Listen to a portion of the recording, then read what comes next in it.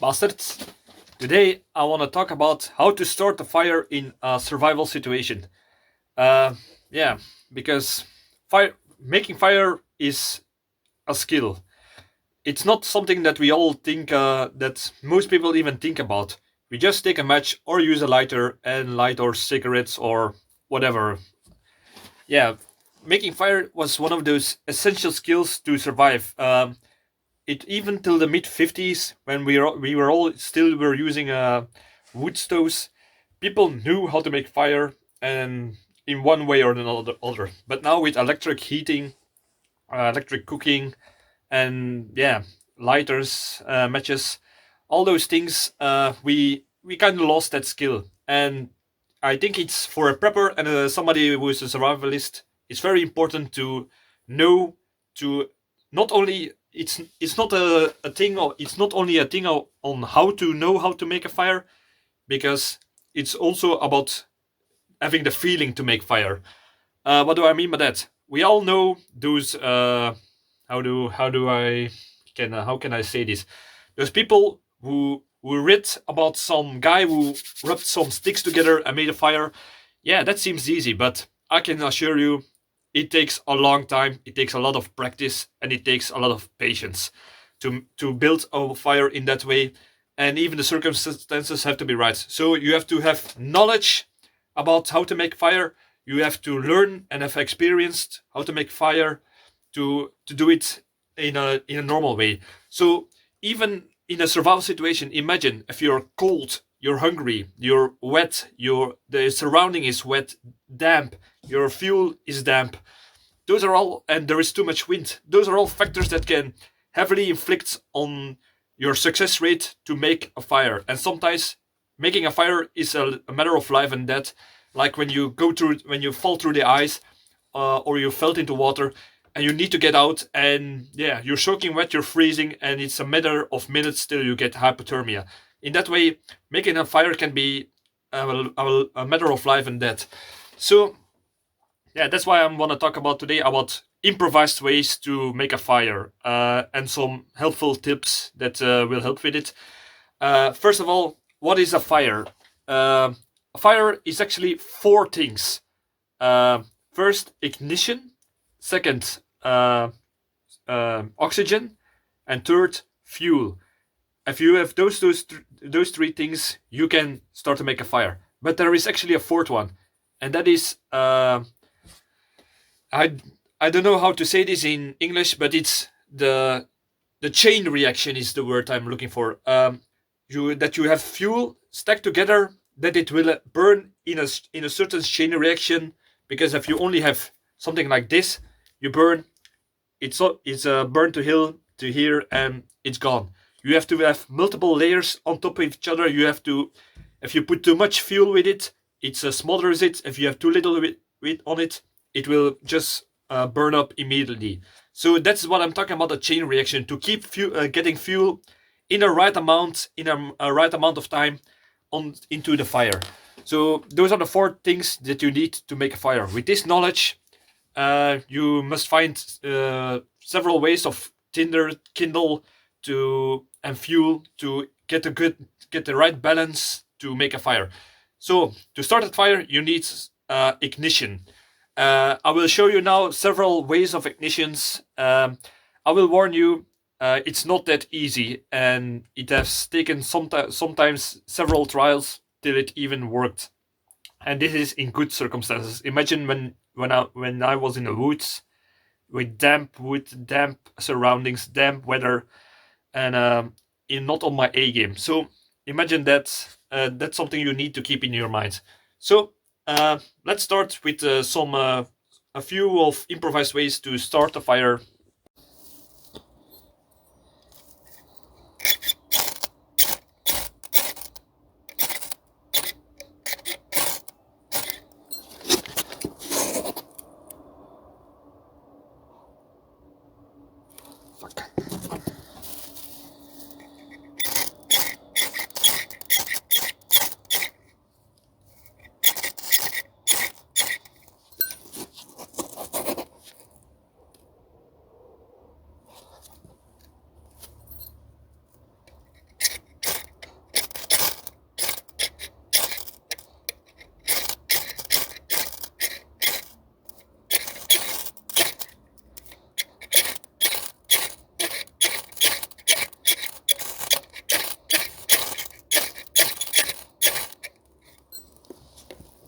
Alright,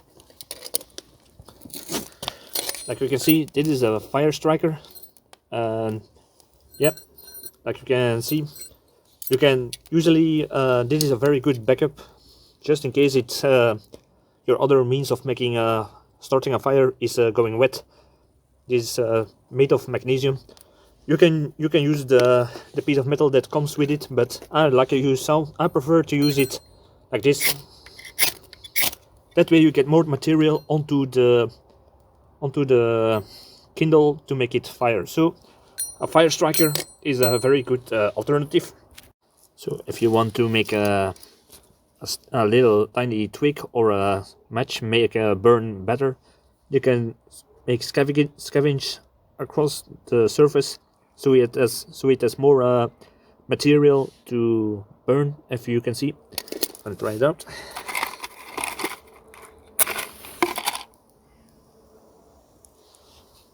So that way you're more assured that the match you're going to light is going to burn better, because if this was not here, there was a big chance that the head would have been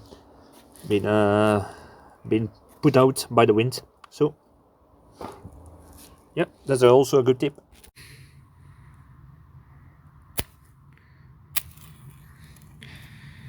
So if you can see, these are strike on surface matches. So you can make these fire by using the friction of the surface, by striking it against a rough surface like a stone or a hard wood. So what's the benefit of it? If you have strike-on matches, you do not need the striker strip of a matchbox. So you can put these in several different containers. So that's very handy. Yeah, that's a good alternative. But beware, these can be very fragile if they are small. So watch out for that.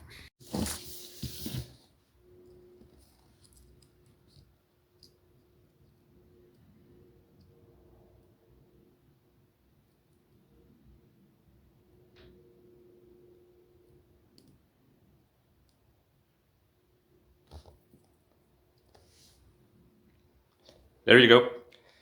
If you can see, oh, it's getting a little bit too hot. But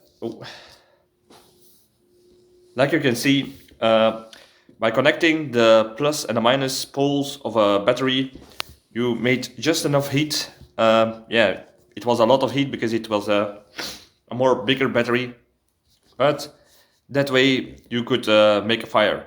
Make sure that you are very careful with it, because if you make a shortage for too long or with a too powerful battery, then it might explode in your face. So be very carefully about it. You just take some iron. You just take some iron wire. So be careful that you take a ferrometal that is that could be a conductor. You take one on the minus and one on the plus pole, and you connect them together to make a shortest. And at the point where the two wires make a shortest, that way you make a spark or make enough heat to combust something. Yeah. So in this case, what I did as a material, if you can see it properly, I just took some von der Schmack, and what you do is you take a knife and you strike carefully around the material. Oh. I showed this in the video about the uses of a shemak, and then all the little plugs that you get around here, those you can use as a form of a kindle. So yeah, that's another trick you can do. What you also can do is, now that we're busy with this and talking about batteries, you can take your cell phone, if you do not have any use for it anymore because it's broken perhaps, or wet, or you cannot send messages anymore and you cannot receive anymore.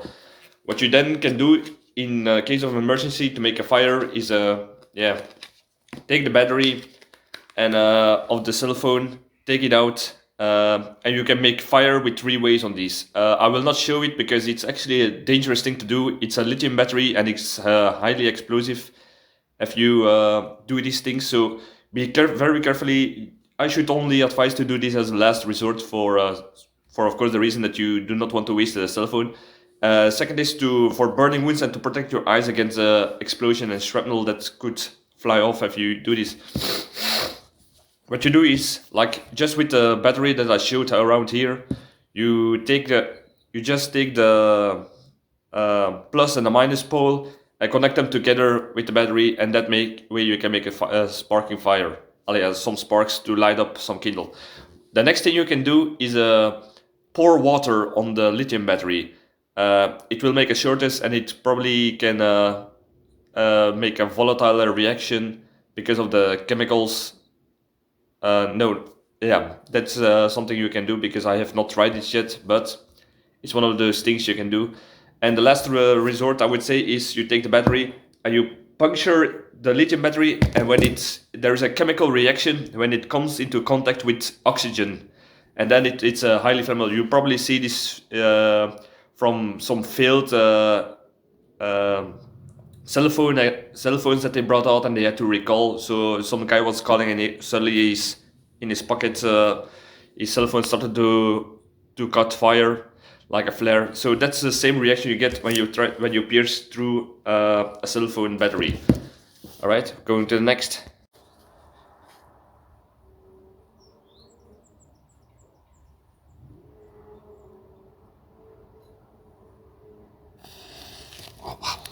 Ooh. Ooh, that was a fast one. All right. Like you can see, this fire was made by just a lens from my survival tool, and a lens you can make in several ways actually. Just take a lens from a spectacle from your glass. You can improvise them in several ways. You can just take survival spectacles, lenses, or you take the lenses from your glasses from a piece of glass. Another way is if I wait, where did I left it? You can take a water bottle and try to. Yeah, this is a very hard one because of all the ripples, but with a flat water bottle and the right angle and the right point of the sun, you can try to make a lens out of it and have the same effect by concentrating the sun heat generated by the sun onto this. You can also do this with ice. If you take a piece of ice and you start to rub over it and form it into a lens-like piece of ice, in that way you can start to find a starting as firing point. So that's another way to make fire, of course, like you can see.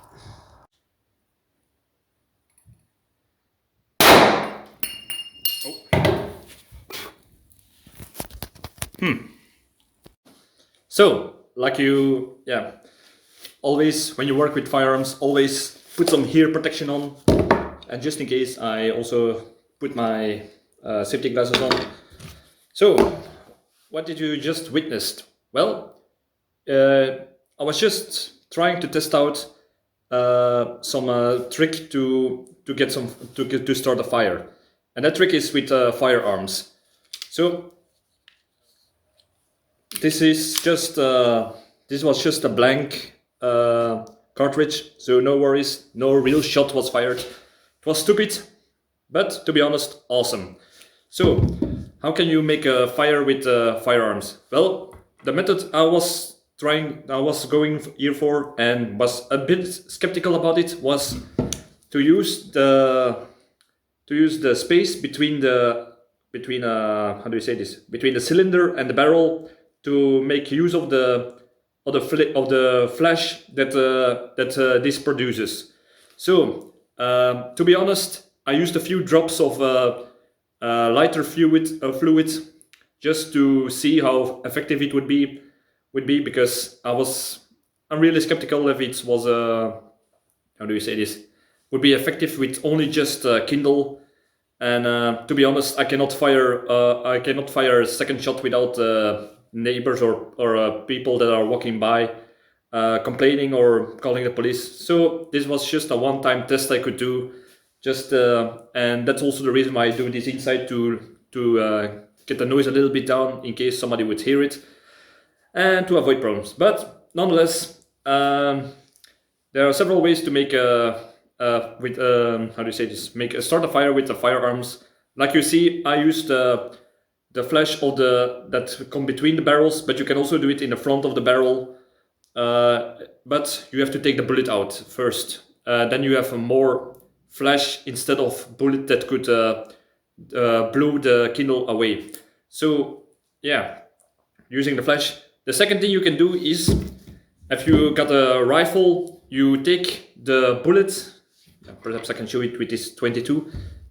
You take the bullet out, and you leave the gunpowder in, but you take a little piece of cloth or something that could tinder inside of the bullet. You put it in the rifle.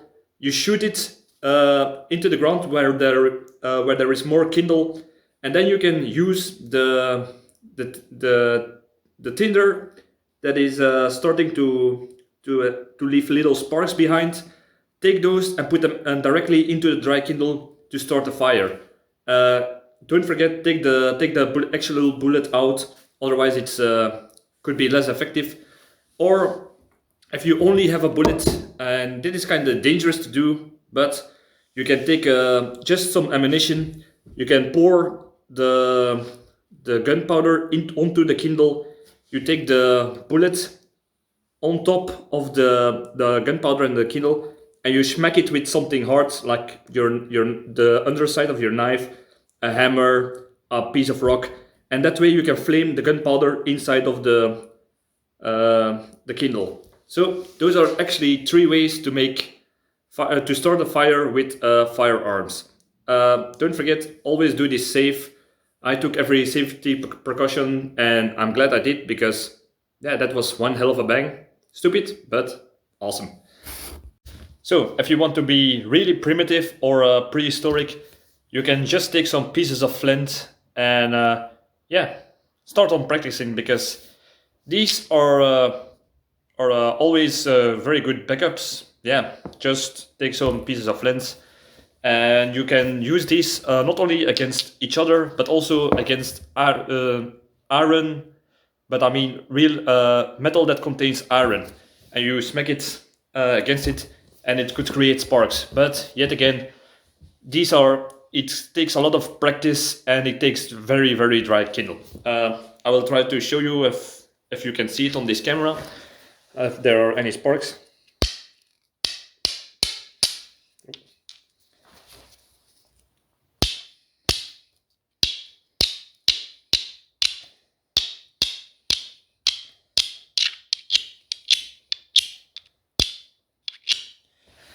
Yeah, I don't know if you see that, but there were very, very tiny sparks that you could see. What you do if you are using the flint like this is you take a bundle of Kindle, like some very, very dry grass.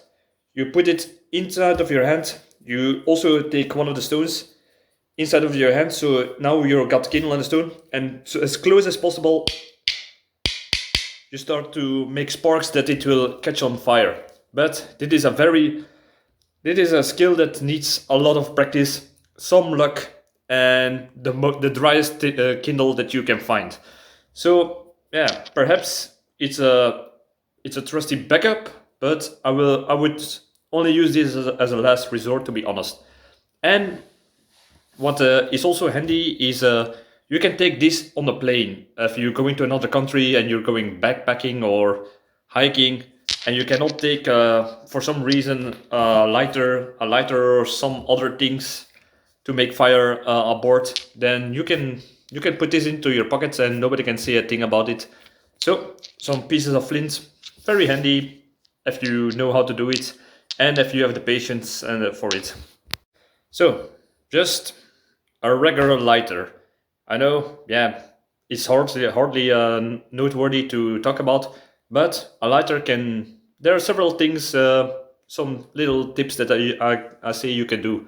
First of all, if you're going to put a lighter inside of your bug out bag or something, try to do like this. Oh, try to put some tape around the lighter. That way you always have tape when you need it, and yeah, it saves on weight, and you can take plugs of it with a fabric. Just some little tip. If you find a lighter but it's empty or it's perhaps wet, because yeah, lighters don't work when they are wet. That's a big disadvantage of them. But like you can see, there is this little stone inside of this. So if there's no more lighter fluid and you still need to make a fire, you start a fire, you take the little piece of flint that is inside of this and you start to strike it against some metal that contains iron, and that it just like with the flint stones, you can create sparks that could be used to start a fire.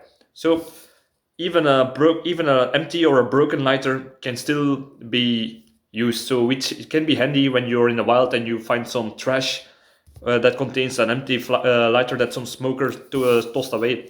So always be resourceful, be creative, and have the patience if you want to survive. Is what I'm trying to say with this.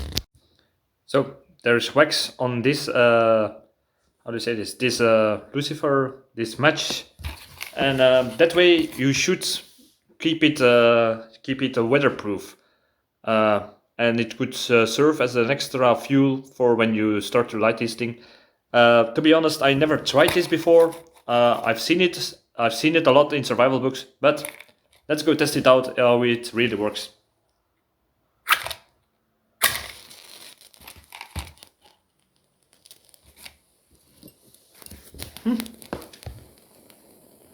Yeah, that's one hell of a flame for even for a match. So yeah, that's awesome. This is not really for about the topic how to start a fire, how to spark make a spark for to light a fire, but I'm gonna do it anyway. You can to help to accelerate to make the flame or make it more helpful, like in more difficult circumstances, like a lot of wind, damp fuel, perhaps it's damp air. So there are a lot of ways that you can be prevented from making a fire. So we can use accelerants to make it faster, or in case of an emergency, that you want a fire from the first start, because like when you come out of when you got through the ice, got out of the water, there is no second to lose before you go into a hypothermia. So an accelerant can be very helpful in starting a fire. There are several ways to do this. The first way I'm going to tell you is actually how can you make a fire with two chemical products. There are several chemical products like bases and acids. If you mix those together, they get a mixed reaction, and that will create so much heat that it can help combust some materials. So that way you can use chemical products to start a fire. Actually, you can do this also with some metals like magnesium, which can create fire or oxygen, aluminum oxide powder. Look it up how it works, because this is all chemical mumbo jumbo that you need to do more research about. I'm not that good with it, so I would say look it up. Or lithium and oxygen, those are some chemicals or materials that could combust by putting them together and give them a heavy reaction that leaves a lot of heat to start a fire with. How you can accelerate it more is just use some everyday products, like this is some Widia 40. Spray it on the Kindle, it will fire immediately. Actually, every product where this one stands on you can use to start a fire. But be very careful if you use chemical products to start a fire and you're planning to cook on it. Yeah, there's a risk that toxic fumes can do some damage. Like it can get onto your lungs, get into your eyes, get into your food, and so into your system. So if you're gonna make a fire with chemical products, start the fire over there, and use when it starts to burn a little bit. Use the kindle to start the regular fuel, so like wood, so that you do not inhale toxic fumes or get it into your eyes, your mouth, your lungs. You do not want that. So be very carefully with chemical products about that. Just some other things. Perfume are mostly based on alcohol. So if you have perfume with you for some reason, spray it on. Yeah, and the alcohol can help with it. Talking about alcohol, some disinfectant alcohol. Yeah, usually it's in your first aid kit. You can use this. I would only use this as a last resort, or when I need to make a fire very quickly, because it's more how do you say this? More worthy. It's more of value if you're gonna use disinfectant alcohol for wounds. In my opinion. Talking about other alcohol, just some random alcohol, but it must be alcohol above 40%. Then it will burn everything underneath. Is very less likely to burn. So yeah, something like this whiskey. Yeah, I would rather drink it, but hey, survival has the first rank is what I'm trying to say. Some deodorant can also be used. Like we all know it. We all did it with a lighter and yeah, that way. Or some spray paint. You find a lot of spray paint cans lying around as trash by someone thrown by some dickhead. So that way you can always find perhaps a chemical way to or an accelerant to start a fire. That's what I'm trying to say. Another thing to help to start a fire is if you have Kindle, that is if you're on a bug out and the Kindle is not that easy to come by because everything is damp because of rain, snow, or whatever. You can. This is a good tip to help to start the fire, and this is just some simple tea candles.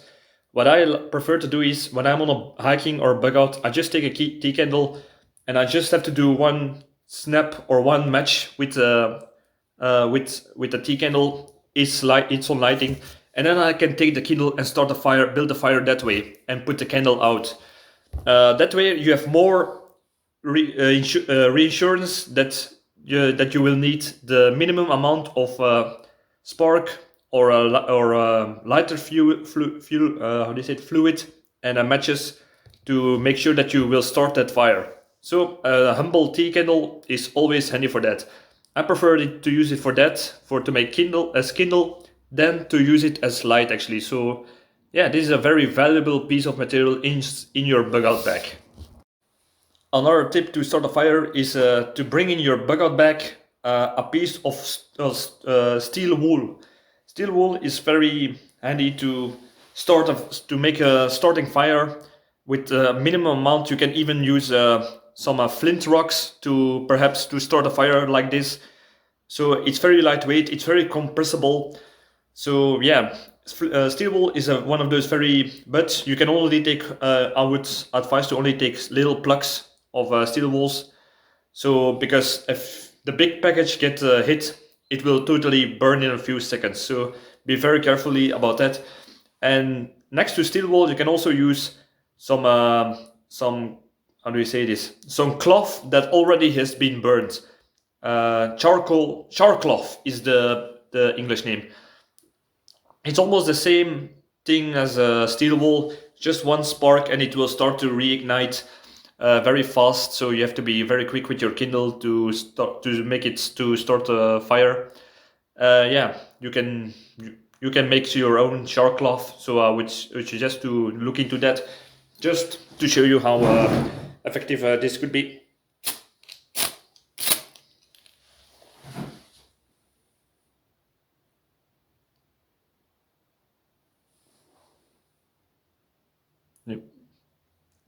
Well, there you go. Like you can see, it's starting to burn very fast.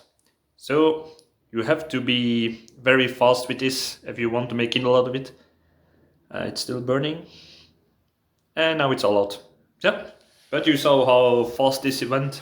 So steel wool, char cloth, very handy starters. You can probably do this even with flint rocks, like I said. So yeah, just another tip. Another very primitive way to make a fire is just make the use of friction. There are two common ways to do this. Actually, I would say three ways, to be honest. The first way is like everybody know. I cannot show you here because I do not have the right tips, the right types of wood for it, and also I do not have good firewood for to do this because it's a little bit damp today, and also too much wind. So, and I do not have the time to make to put this inside of the video because it takes a long time and a lot of skill. So that's that's something that you only do as a last resort if you have no other way to make fire. So three ways. First way to use friction is just, we all know it. Just put some kindle on top of some flat wood. Put a stick in it and start to turn it between your hands. Many people underestimate this. To be honest, I have tried it a few times, and it's very, very difficult to keep the stick that you got on top of the same place where the kindle is, and start to turn it to make it turn in a way that you do not go off the kindle. So you have to be very fast, precise, and skilled, and have very much patience to make enough friction to start that kindle. Second way is a scave. Schaaf we call it, but the gist is, you have a flat piece of wood, you take some wood, and you start to scave, strike, or rub it. Keep rubbing it against it with pieces of kindle at the end, till you have enough friction that way to make it spark, to make it spark or make it tinder. So that's some other way you can use friction, by just caving against two pieces of wood till there is enough friction to make something smaller. Perhaps that's the better word than tinder, nonetheless. And the third way is the fire bow. The fire bow is, you have a flat piece of wood, you make a little hole inside of the flat piece of wood, you put some kindle in it, some sawdust or something else, you take a stick, put it inside of it, and then, let's use this, you take a piece of wood that is almost like a bow. Between the ends of the bows, you put some, perhaps we can show you it this way. You can try to put some rope between it, and between the rope, if I can show you. Oh. Yeah, it's kind of difficult to show you in this very, very improvised way, but if you can get the gist of it,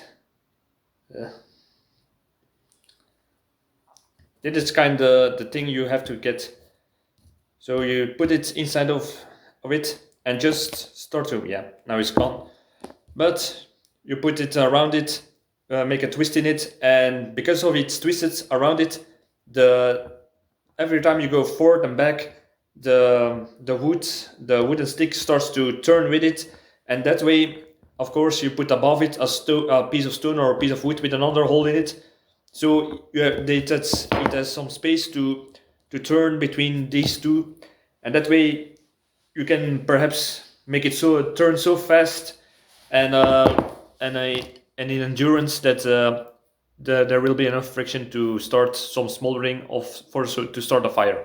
So I cannot show you this, but I would say look it up, try to experiment with it by yourself, and have patience.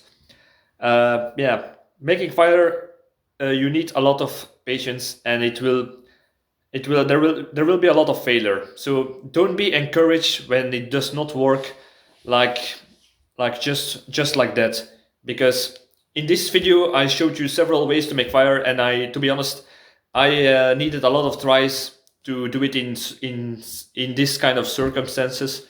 So imagine in a survival situation where you're cold, tired, hungry, everything is damp, wet. So yeah, making fire is a very difficult skill, but a very important one in survival. And it also takes a lot of the mind. It takes a lot of the survival mindset of a prepper. All right. So this was my video about how to start fires. Subscribe, I would appreciate it. I hope you liked it. If you have other ways to make fire, tell it in the comments so I can learn from it. Thank you for watching and see you in the next video.